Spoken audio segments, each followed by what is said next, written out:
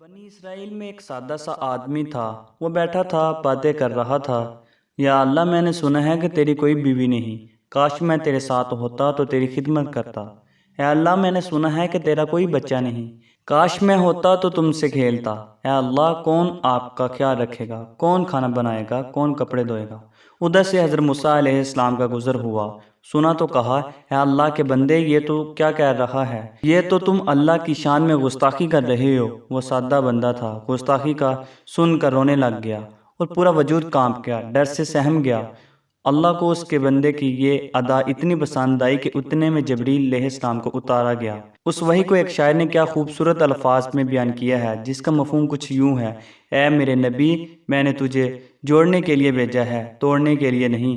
یہ بندہ اگرچہ ظاہری طور پر گستاخی والے الفاظ ہی استعمال کر رہا تھا، جس کا مفہوم ٹھیک نہیں تھا، لیکن اس کو محبت میری ذات سے ہی ہے۔ میری محبت سے مجبور ہو کر میرے بندے نے یہ کہا۔ عزیز من، ذرا سوچئے، کمال کی شان نہیں ہے کیا ہمارے رب کی؟ لیکن ہم پھر بھی اللہ کا کہا نہیں مانتے۔ بدقسمتی سے ہم کو اللہ کی محبت کا پتہ ہی نہیں، کیونکہ ہمارے دلوں کو گناہ نے آلودہ کر دیا ہے۔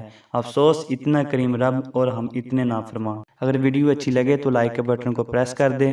مزید اچھی اخلاقی سبق آموز ویڈیوز دیکھنے کے لیے ہمارے چینل کو سبسکرائب لازمی کیجیے گا۔ تو ملتے ہیں نیکسٹ ویڈیو میں، تب تک کے لیے اللہ حافظ۔